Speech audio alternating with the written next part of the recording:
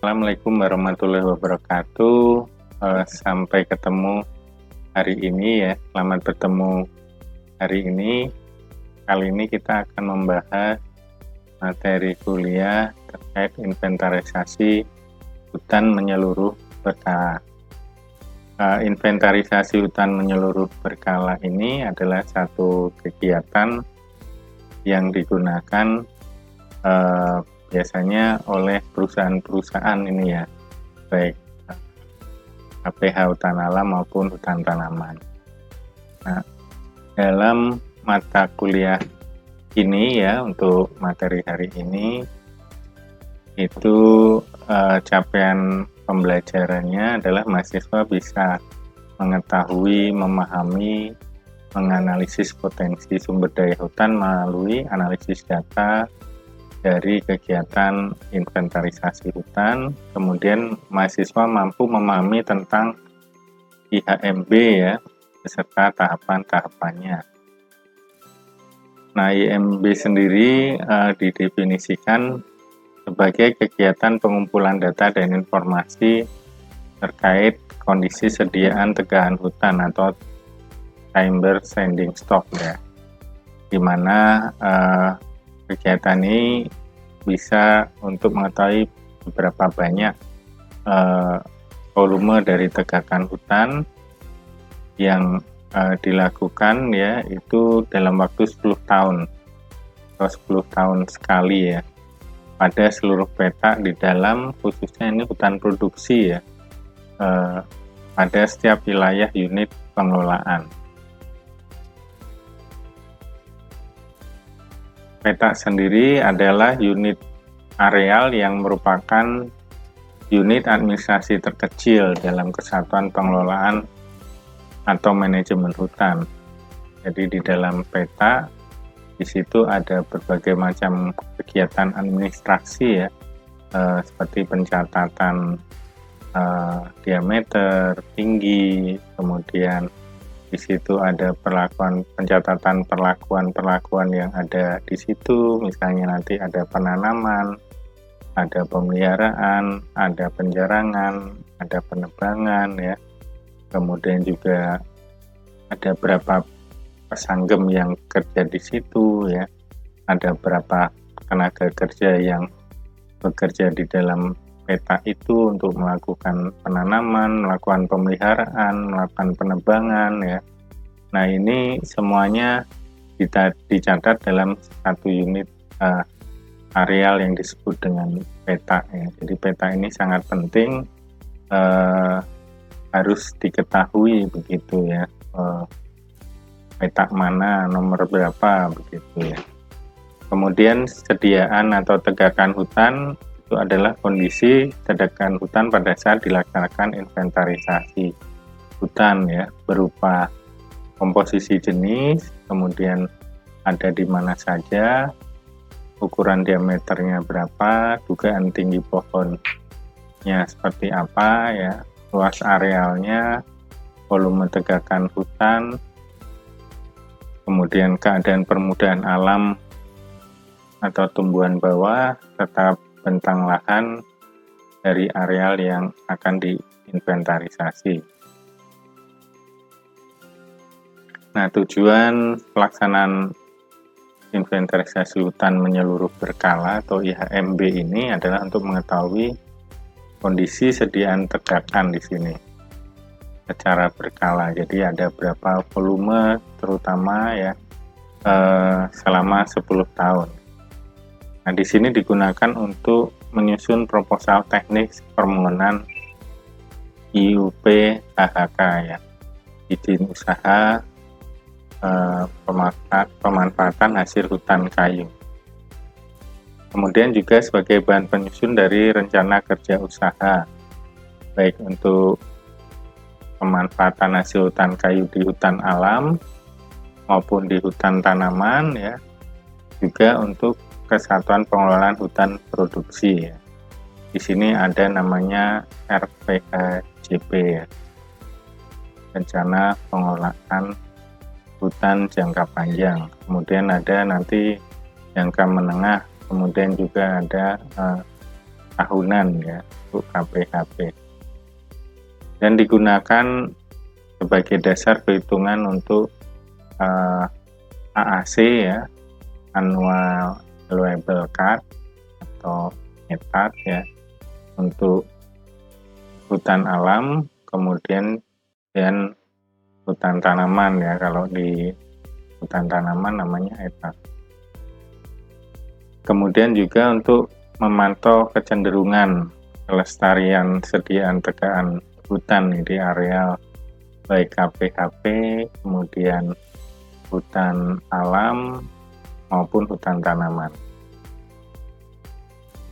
Nah, dasar pelaksanaannya ini ada peraturan pemerintah nomor 6, tapi juga sudah diperbarui melalui peraturan pemerintah nomor 23 tahun 2021, di mana inventarisasi hutan menyeluruh berkala 10 tahun ini digunakan untuk hutan alam, untuk hutan tanaman, dan untuk KPH ya, jadi rencana kerja usaha maupun RPKJP ya.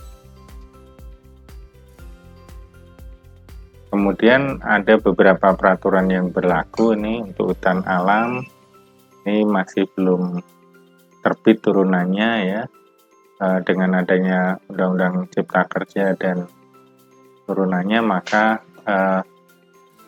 diperlukan juga untuk pembaruan terkait IHMP di hutan alam ini. Nah, di mana aturan yang berlaku adalah P33 tahun 2014. Kemudian yang untuk hutan alam ini sudah ada yang baru ya, tapi memang sebelum Undang-Undang Cipta Kerja ya sudah diluncurkan yang baru, tadinya P30 2014, kemudian diperbaiki dengan P11 tahun 2019. Kemudian untuk KPH kita masih menggunakan P1 ini,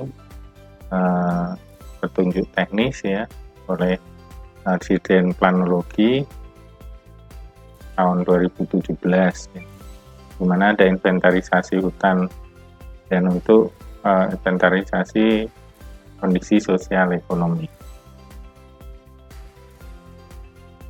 Nah, kemudian kelengkapan rencana kegiatan di sini ada peta areal kerja digital 1:50, kemudian ada juga peta yang lain ya, seperti peta-peta jalan, sungai, lokasi pemukiman atau perkampungan. Atau biasanya kalau di situ ada desa ya peta desa ya. Kemudian juga data penginderaan jauh, resolusi sedang, tidak lebih dari 2 tahun ya. Kemudian tutupan awannya maksimal 5%. Juga ada rencana bagian samplingnya seperti apa ya. Nanti plotnya ada di mana, kemudian bentuk plotnya seperti apa ya, apakah lingkaran atau jalur atau sistematik jalur atau sistematik titik ya. Kemudian juga rencana dan perlengkapan lapangan ya, ini juga di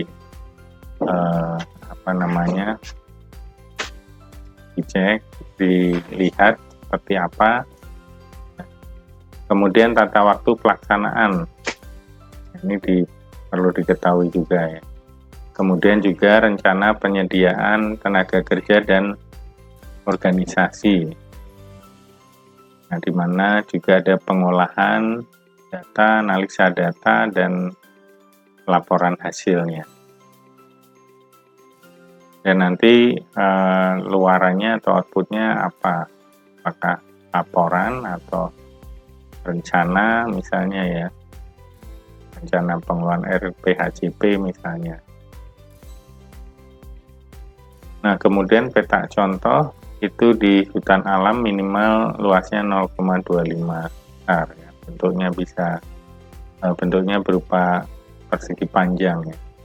Kemudian untuk hutan tanaman ini bisa 0,02 hektar untuk kelas umur 0 sampai 10, kemudian 11 sampai 20 itu bisa menggunakan 0,04 hektar, dan Kalau lebih dari 20 itu 0,1 hektar.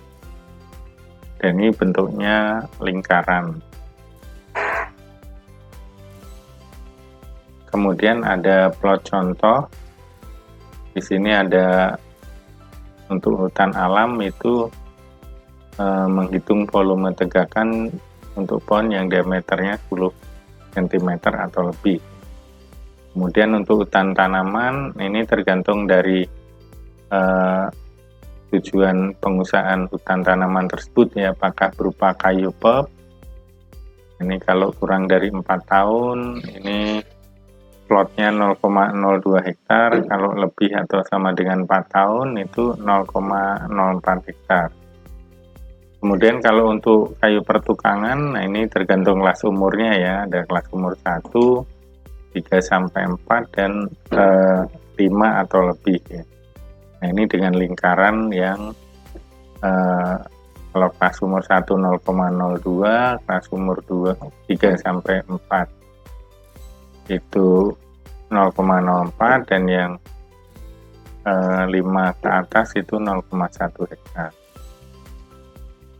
Nah pelaksananya adalah tenaga teknis ya, pengelolaan hutan produksi lestari. Ini perencanaan hutan ya, atau juga dia sebagai timber cruising atau tenaga invent ya. Ini ada sertifikatnya ya untuk menjadi tenaga teknis perencanaan hutan produksi lestari ya, maupun timber cruising.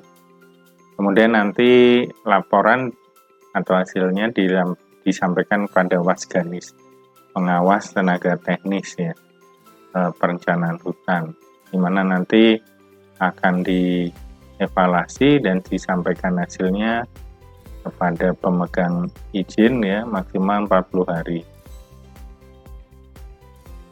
Dan jika tidak ada hasilnya bisa langsung digunakan begitu. Kemudian perlu juga membuat kelas hutan stratifikasi ya. Di sini mulai dari hutan lahan kering primer, kerapatan vegetasi jarang ya, hingga hutan lahan rawa primer, kerapatan vegetasi rapat. Jadi ada 9 kelas hutan yang dibuat.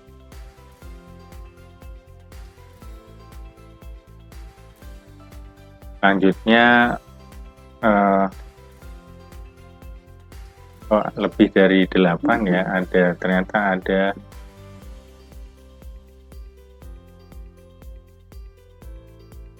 ada 18 di sini ya, karena masing-masing jenis lahan hutan itu dibeda-bedakan lagi ya, seperti hutan lahan rawa ada sekunder, kemudian ada primer ya, kemudian nanti dibagi lagi kerapatan vegetasinya ya, apakah ada vegetasinya rapat atau sedang atau jarang. Nah, jadi totalnya ada 18 kelas hutan. Nah, kemudian pelaksanaan IHMB sendiri itu dilakukan oleh tenaga bersertifikat. Nah, ini biasanya ada trainingnya, pelatihannya, kemudian juga ada ujiannya ya, dan memadai. Nah ini biasanya sudah punya pengalaman yang cukup untuk melakukan IHMB. Kemudian dilakukan dengan prosedur yang benar ya, dengan cara-cara yang benar, direncanakan dengan baik. Kemudian dokumennya lengkap ya, nah, sampai dokumennya tidak lengkap gitu.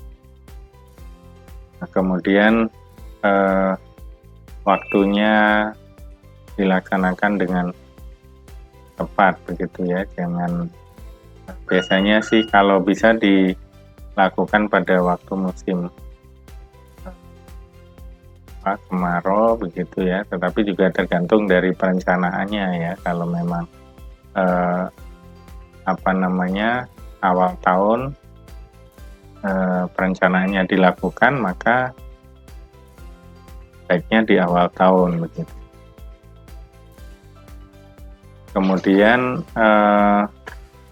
melakukan penyusunan perencanaan pemanfaatan hutan produksi sesuai prinsip kelestariannya.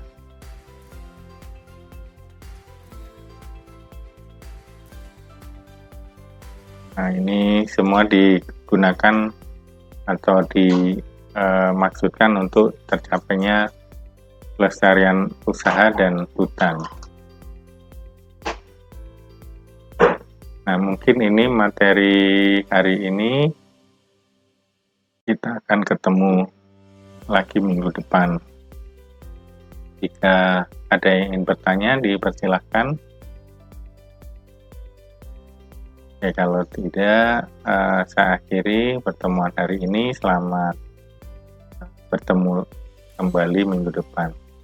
Wassalamualaikum warahmatullahi wabarakatuh.